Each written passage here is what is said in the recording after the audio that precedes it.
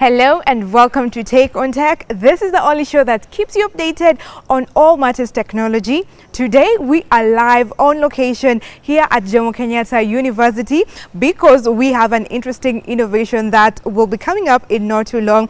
But before that, Githaiga will also be coming to speak on some of the key developments in the tech sector together with her guest. So there's so much more for you in today's show. The hashtag to use is Take on Tech. My name is Ayieta.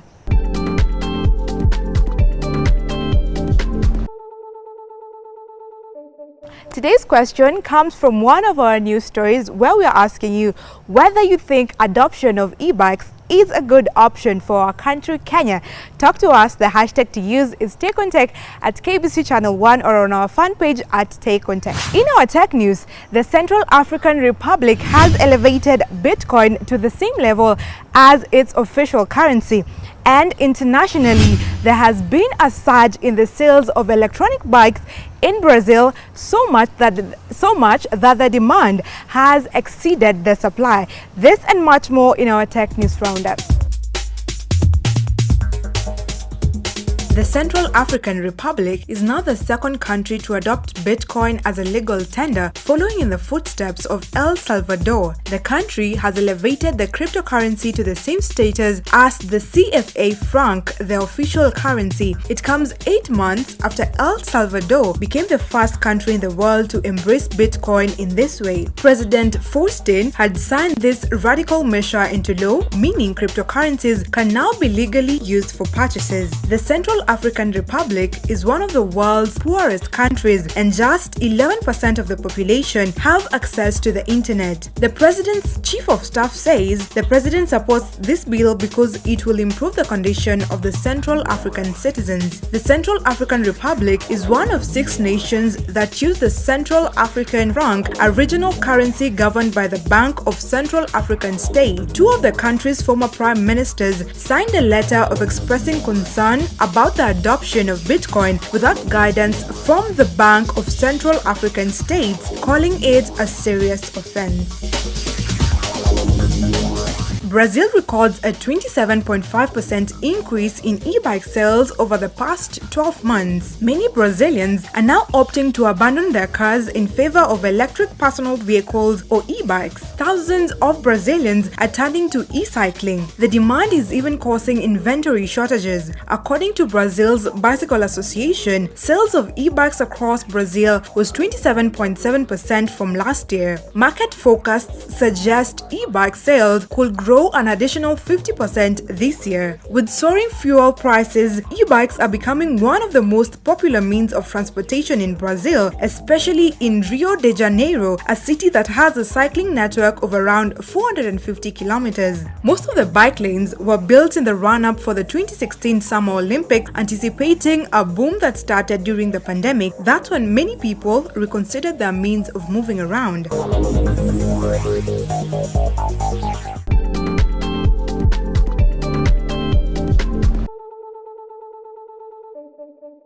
On today's show, we'll be incorporating our Tech of the Week feature in our Innovators Club that will be coming up shortly after this interview, where Githaiga with her guest John Walubengo, a lecturer for Multimedia University, will be talking to us about some of the predictions on key technological developments expected this year. Let's have a listen in. Thanks a lot, Stephanie, for that introduction. My name is Githaiga, and you're watching the interview section of Take on Tech, a weekly program that comes to you via KBC Channel 1, and it breaks down technological concepts and debates in an untech way. Now, the beginning of a new year is always an opportunity to have broader look into the future. What will happen in the tech ecosystem this year? John Walubengo is here once again to continue with this conversation. Now, karibu sana John Walubengo to the studio once again. You're not a stranger here. We appreciate your presence. Now, the last time you were here, You took us through some of the key happenings in the technological ecosystem in 2021. Yeah. So today we want to look at the possibilities in 2021. What are some of the predictions? What are some of the possibilities now? And in that sense, I want to take you just to that general question. What are some of your predictions for 2022 in terms of technology policies? Yes, thanks, Gigi. Kenya has done well in terms of policies in the digital space. You know, we have the national ICT policy, we have the national broadband strategy, we have the digital economy blueprint, among others. However, there's still opportunity to fine-tune some of these broader policies into specifics that could address some of the gaps. In particular, I want to point out that we don't have a national data strategy, or what others call a national AI strategy. I know 4 years ago the minister had a blockchain and AI task force, but it concentrated more on the blockchain side of things. So there's room to perhaps get an opportunity to publish an AI strategy, a national AI strategy. The other thing that we probably need to look at, Kenya has advanced in, you know, it scores fairly well in terms of number of internet users, number of people connected on the internet, among other things. But if you dig deeper, you realize there's still huge chunks of the country that are without communication services. And those areas, if I may mention, Wajir, Marsabit, Turkana, the northern parts of Kenya, we have Kenyans who are not enjoying these digital services. So we need to have a strategy for those type of Kenyans. And the government has had something called Universal Service Fund, where they charge operators 0.5% of their revenue. Last time I checked, they have close to 12 billion shillings kitty, just to make sure that these services reach out to these vulnerable communities. So what we need, and I know is work in progress, is we're likely to have a USF strategy, perhaps before April, that will outline how these services we take for granted in urban centers can be able to reach those vulnerable, or what operators call non-economic zones. They need those services. Those are the key things that I hope to see in this year. Okay. I'm also interested in finding out, you know, the current policies as they stand, and how they respond to the issue of digital lending. And it is because there was a research that was conducted by Strathmore University last year. And what was highlighted is that, is it last year or 2020? What came out is that you know, digital lending apps are the most downloaded by Kenyans. Now, there was a complaint, and there have been complaints of digital lenders harassing their customers and the contacts of those customers. What do you think will happen this year? Okay, I believe the central bank has tried to put digital lenders into their purview. Previously, they were sort of freestyle, and indeed, that made them behave the way you've described. You download digital lenders app, and behind the scene, as you're downloading it, it's collecting your contacts. You know, from your screen, you think it's just installing software, which it does. But over and above that, it has harvested 1,000 people, their names and their addresses.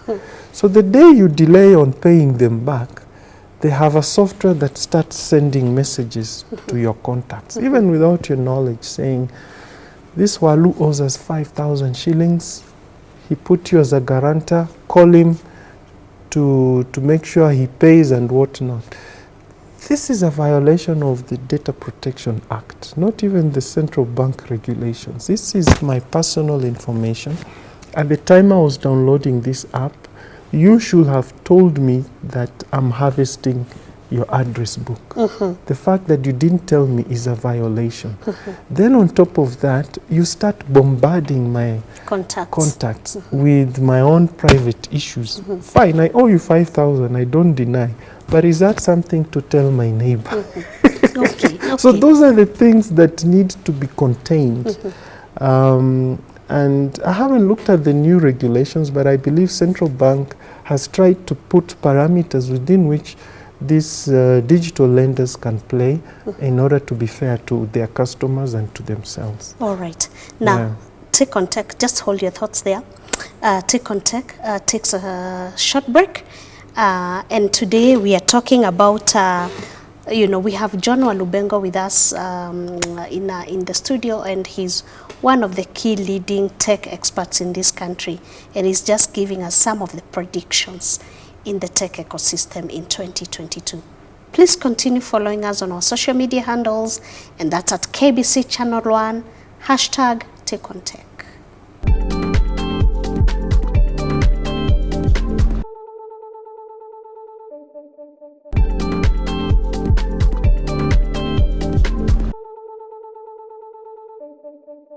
You're watching the interview section of Take on Tech, in which we are looking at, we are predicting some key developments expected in 2022 in the technology sector. And in the studio with us, we have John Walubengo. Now, Walubengo, you told us about USF, you told us about digital lenders, what's expected to happen. Now, this is a critical year for this country. Elections, and it's a transition election because we don't have the incumbent coming back. Yes. And it's looking like it's going to be very hot. Tight, yeah. Now, there's also the issue of technology. So please make a comment on that in terms of the predictions. Yeah. Yes, of course, we all depend on IEBC to, run credible elections, and over the last 2 cycles, maybe 3 if you add the double election in 2017, they have used technology extensively. I was a bit taken aback when there was talk that this year IEBC will not be compelled to transmit presidential election to Bomas the way we are traditionally used to seeing them transmit.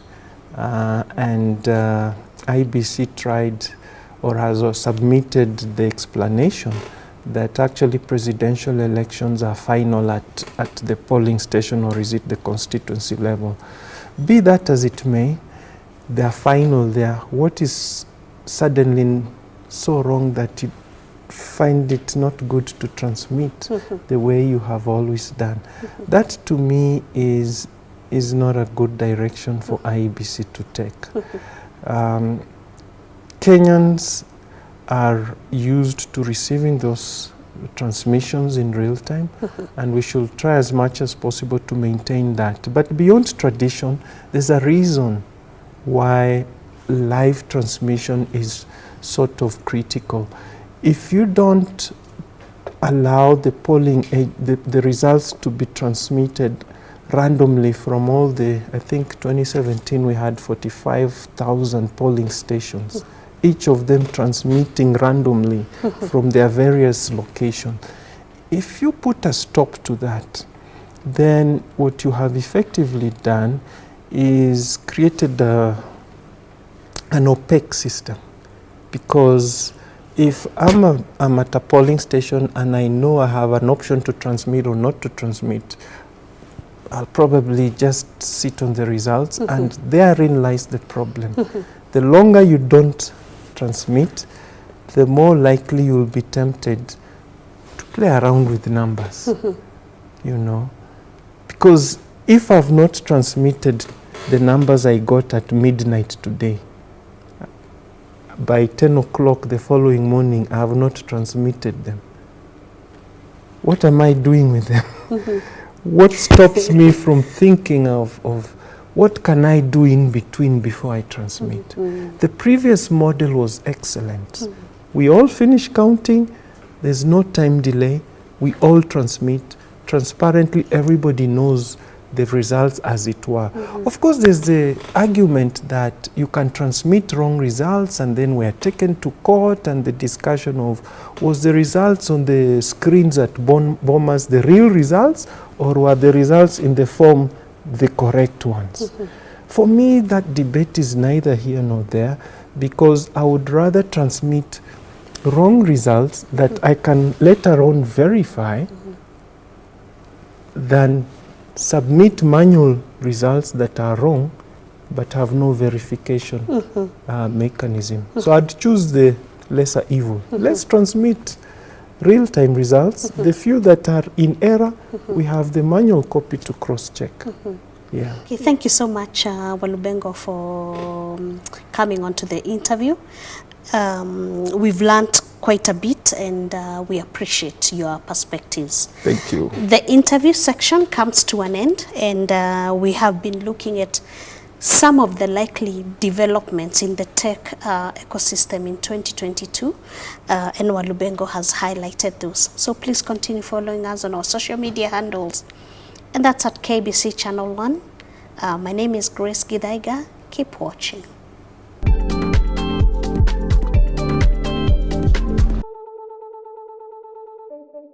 In our Innovators Club, we'll be bringing you a feature of one Dr. Harold Omolo, who recently received an award ahead of State Commendation Academia. He'll be taking us through his innovation called the live community broadcast, which aims at addressing some of the challenges that the community is facing. Let's have a look. I'm Honorable Dr. Harold Omondi Omolo. I'm a lecturer at Jomo Kenyatta University of Agriculture and Technology at a School of Computing, IT department. As IT specialist, I'm here to showcase a few innovations which can provide solutions to issues affecting our families in a very, very special way. For example, I will try to explain how internet can be used to provide or to address challenges we are facing as a community. And in this regard, I will try to highlight how these cameras, or how a board like this board can be used to come up with a live broadcasting facility or a live broadcasting station for our communities just using this board. And I will also showcase how this has been done. Thereafter, it will be a practical event on how we can stream live events from our communities. So basically, that is a quick synopsis of my presentation today, and it is all about how internet can be used to provide solutions within our communities. One, we have what we call boards, different, we call them different IT boards. I will try to be as simple as possible. Yes, that's why I'm calling them IT boards.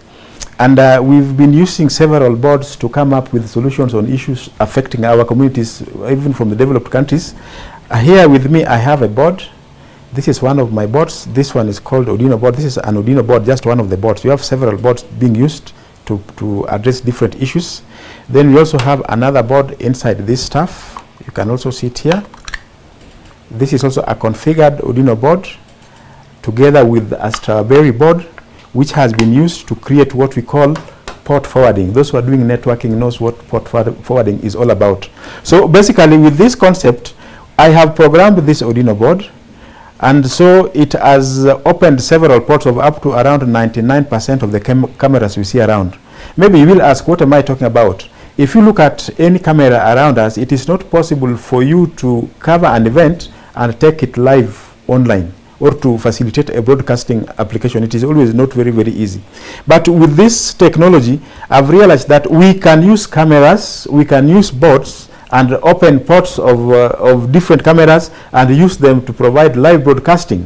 And so this is what I've done with this. I've programmed this board again, and then from the board, I've connected it with this is an NVR. This is an NVR, the normal NVR, network video recorder. This is a network video recorder. So information will be emanating from my cameras to a router. Then from the router we have a network video recorder here with me, and also I have an extender. This extender will help me to ensure that, for example, if I want to use my phone to find out the strength of my signals, I will definitely use an extender so that I have a very, very steady internet in my phone. And so I will then try to highlight. We have different types of cameras at the background. The first camera is this camera. This is what we call PTZ camera. This is what we call PTZ camera. You will ask, why am I talking about PTZ camera? PTZ camera is a camera which is used to feature long distance, I would say, images, long distance images, yes. It can zoom. You can also get what we call the face recognition, number plate identification, among others. So this is a camera which I'm using, for example, if I'm in a broadcasting room and I want to have clarity in terms of the visibility of things around me, I will focus on this PTZ camera. That is one. Then I have another one camera. This is a dome camera. Dome camera, when I will be showcasing, you will realize that dome camera is usually giving us a wider panorama in terms of viewing what is happening, and its clarity is also very, very important. And so in a nutshell, I will try to configure these two cameras using this board and terminating them, making them to pass through a router, and I will terminate in an NVR. Thereafter, the same information will be transmitted in a cloud computing server, after which it will be a live broadcast at all times. Then you will ask, what am I doing with all this stuff? One, if we take note of events around us here in Kenya, you may have an event in a very, very remote part of the world, and you don't know how your friends can look, maybe can view what you're doing live. With this application, your friends in the US can just open it to their Facebook account, Twitter, among others, and they watch that event raw the way it is. That is one. The other advantage of this event, of this system here, is that it can create clips for you, and I will also show you how clips can be created. That is two. The other one here is that I can zoom events. I can also monitor sounds, among others, and I can also share the outcome of this event with other users. So in a nutshell, that is the quick overview of my presentation today. Thank you. We have, this is called an extender. Extender is being used maybe to make sure that your Wi-Fi is very, very stable. This is handy in the sense that we will need extender to support very, very strong Wi-Fi, since the system uses our mobile phone. We have an app which must be downloaded to provide live streaming, and that is why we need an extender. This is an extender. Remember, this is the board which has created the path, and because of this we have that on live broadcasting system just using this. This is just a normal switch. This is a switch, and a switch you can use to distribute internet from the source. Then you can distribute net from the switch to the network video recorder. That is this one. It is called an NVR. You can also pick internet from the switch to this router, to the normal router, and once it is in the router, then it will be split into different applications. From the router, you can use it to the same configured board. That is this white stuff, this configured board, and it is then also connected to the laptop. So from my end, looking at this switch, we have a connection from the switch to the NVR. That is one. Then there's also another connection from the router to the cameras, the PTZ, and you can see this is the one for the PTZ. This is the one for the PTZ.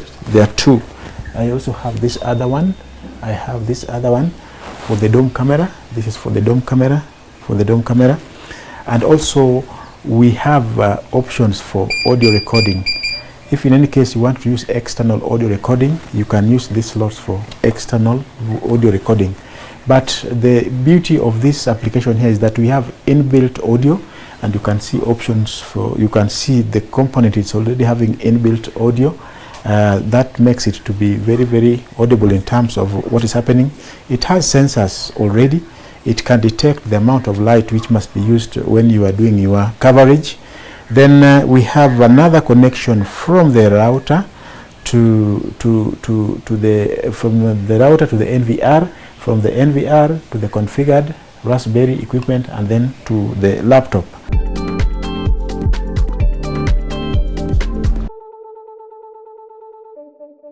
That interesting innovation surely brings an end to today's show. We hope that you have enjoyed. We are asking you today whether you think that it's a good idea for Kenya to adopt e-bikes. Talk to us. The hashtag is TakeOnTech at KBC Channel 1. Our fan page is TakeOnTech. You can find me at Stephanie_Ayieta, that is on Instagram, or Stephanie Ayieta across all other social media platforms. How about we meet next week, same time, same place. Until then, keep it tech. Adios.